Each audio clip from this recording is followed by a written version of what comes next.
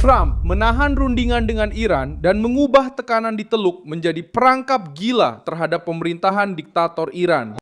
Pada hari Kamis, 28 Mei, selepas Trump menuduh rejim Iran cuba melengahkan perbincangan, membeli masa dan menunggu perubahan dalam kalender politik Amerika Syarikat, Rumah Putih menggunakan logik yang berbeza, membiarkan Iran menunjukkan sejauh mana mereka sanggup pergi untuk menakut-nakutkan Arab Saudi, Qatar, Emirat Arab Bersatu dan Pakistan. Dan kemudian menuntut kerajaan-kerajaan ini membuat pilihan yang telah mereka elakkan selama beberapa dekad, dan ini melibatkan semua negara Arab tersebut menandatangani perjanjian Abraham dan mengiktiraf negara Israel. Satu langkah mengejutkan yang mungkin dapat menyelesaikan masalah berabad-abad di Timur Tengah. Apa yang Donald Trump nampak? Kenapa Iran jatuh?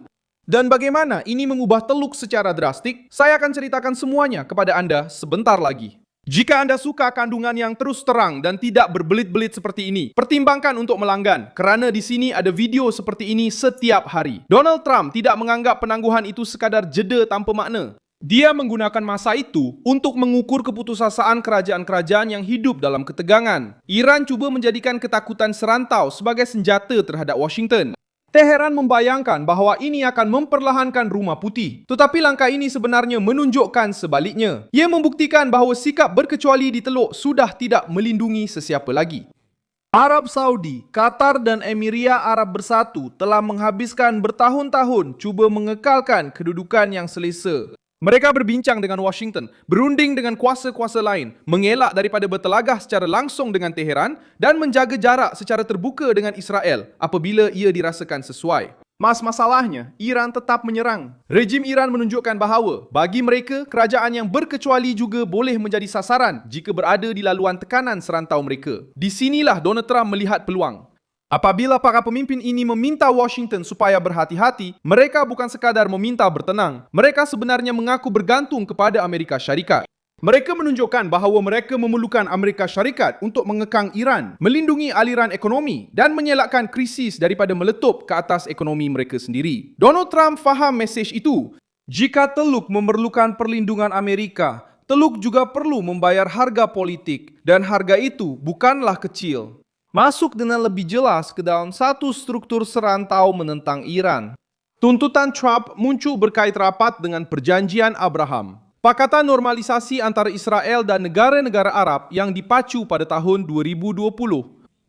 Emirat Arab Bersatu dan Bahrain membuka jalan pada ketika itu. Kemudian, muncul pula gerakan-gerakan lain untuk mendekatkan hubungan di rantau itu. Logiknya mudah. Israel tidak lagi sekedar menjadi isu ideologi dan mulai dilihat oleh kerajaan-kerajaan Arab sebagai rakan dalam bidang teknologi, keselamatan, perisikan dan pertahanan terhadap ancaman Iran.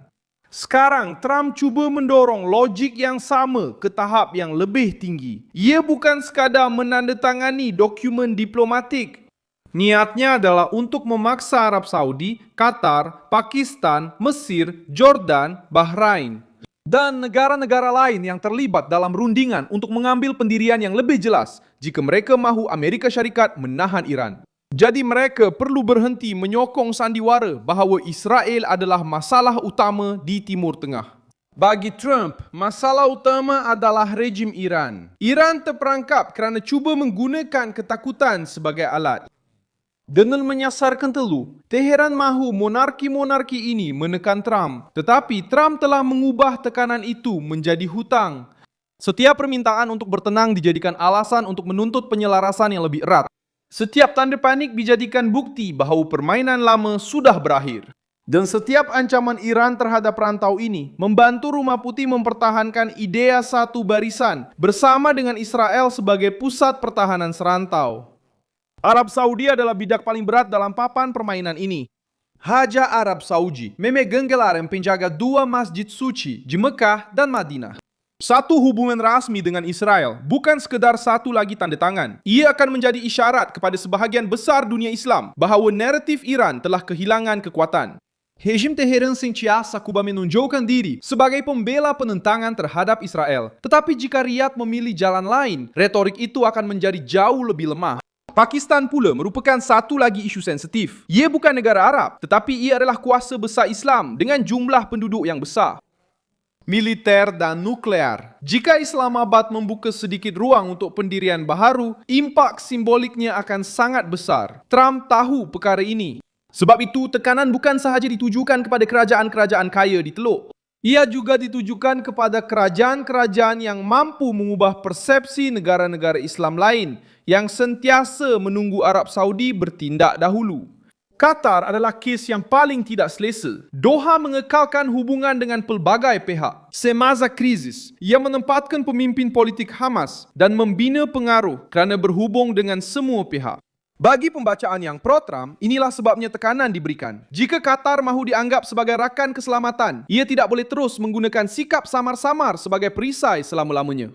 Perang telah menunjukkan bahawa sikap sama-sama ini juga ada harganya. Trump juga telah meletakkan Iran berdepan penghinaan strategik. Dengan bercakap mengenai satu gabungan yang lebih luas dan mengaitkan keamanan serantau dengan perjanjian Abraham, beliau telah menghantar mesej terus kepada Tehran dan rakyat Iran. Rejim itu boleh terus menjerit menentang Israel, tetapi rantau ini mula bertindak atas keperluan.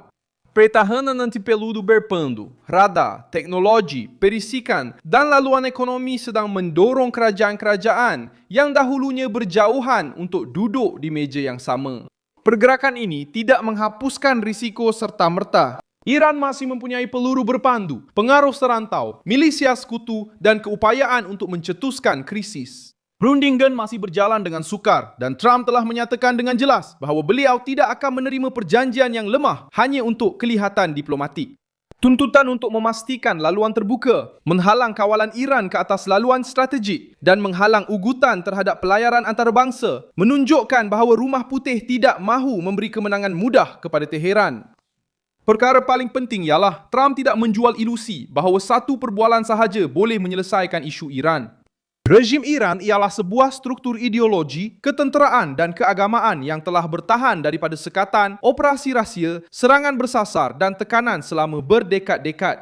Memusnahkan sebuah fasiliti boleh melambatkan program, menjatuhkan kepimpinan, boleh membuka perebutan dalaman. Tetapi mengasingkan rejim daripada naratif yang menyuburkan pengaruhnya adalah satu tekanan yang berbeza. Itulah sebabnya hubungan rapat dengan Israel muncul sebagai elemen utama. Iran sentiasa bergantung kepada idea bahawa dunia Islam akan bersatu menentang Israel. Imagine membantu Teheran untuk membenarkan perbelanjaan luar negara, membiayai sekutu, mempengaruhi kumpulan radikal dan menampilkan diri sebagai kepimpinan moral di rantau ini. Trump cuba menentukan imej itulah. Jika Arab Saudi, Pakistan dan Qatar didorong ke dalam logik baru, Iran akan kehilangan sebahagian daripada panji yang telah digunakannya selama beberapa dekad. Serangan pada 7 Oktober 2023 juga termasuk dalam tafsiran ini. Sebelum tragedi itu, hubungan rapat antara Israel dan Arab Saudi sedang berkembang di belakang tabir. Hamas menyerang Israel pada saat proses itu mengancam untuk mengubah keseimbangan serantau. Perang itu menghentikan proses normalisasi, menyalakan semula tekanan ke atas kerajaan-kerajaan Arab, dan memberi Iran masa untuk cuba mengekalkan naratif penentangannya. Sekarang Trump cuba menggunakan hasil krisis ini terhadap para arkitek kekacauan itu sendiri. Langkah ini mudah difahami tetapi sukar untuk dilaksanakan. Trump menahan diri apabila perlu, menunjukkan kekuatan apabila Iran menguji had dan menggunakan meja rundingan untuk mendesak sekutu membuat keputusan yang mereka tidak mahu ambil. Teluk mungkin terus takut kepada Teheran, tetapi mereka tidak boleh lagi berpura-pura bahawa bersikap berkecuali akan menjamin keselamatan. Perang telah menunjukkan perkara itu dalam praktiknya. Bahagian ekonomi juga memberi kesan. Satu seni bina baharu antara India, Teluk, Israel dan Eropah hanya akan berfungsi jika terdapat keselamatan, kebolehjangkaan dan kerjasama serantau. Iran faham bahawa dipintas oleh laluan perdagangan baharu dan pakatan teknologi akan melemahkan keupayaan mereka untuk melakukan ugutan. Sebab itu, pertikaian ini bukan sekadar ketenteraan. Trump sedang menggunakan rundingan untuk mengubah kos sikap berbelah bahagi. Jika rejim Iran mengancam Teluk, negara-negara Teluk perlu memilih siapa yang akan menjamin keselamatan mereka. Dan dalam pilihan itu, Israel tidak lagi menjadi satu perkara yang tabu, malah menjadi sebahagian daripada penyelesaian praktikal. Iran cuba memaksa Trump untuk berundur, tetapi tekanan yang diletakkan oleh Tehran ke atas rantau ini telah memberikan Trump hujah yang sempurna untuk menuntut perubahan yang lebih besar. Perangkapnya terletak di situ. Rejim itu cuba menakut-nakutkan Teluk untuk menyelamatkan kedudukannya dan akhirnya membantu Washington menunjukkan bahawa Teluk hanya akan memperoleh keselamatan sebenar apabila mereka berhenti menganggap Israel sebagai musuh dan Iran sebagai masalah yang boleh diuruskan. Saya Milson Alves, seorang pakar hubungan antarabangsa, dan tujuan saya adalah untuk memastikan Anda sentiasa mendapat maklumat yang benar setiap hari. Pautan berita ada dalam keterangan video. Sila tekan butang suka pada video ini, langgan saluran ini, dan di akhir nanti, lihatlah ruangan komen supaya anda lebih terlibat dengan komuniti Milson Alves.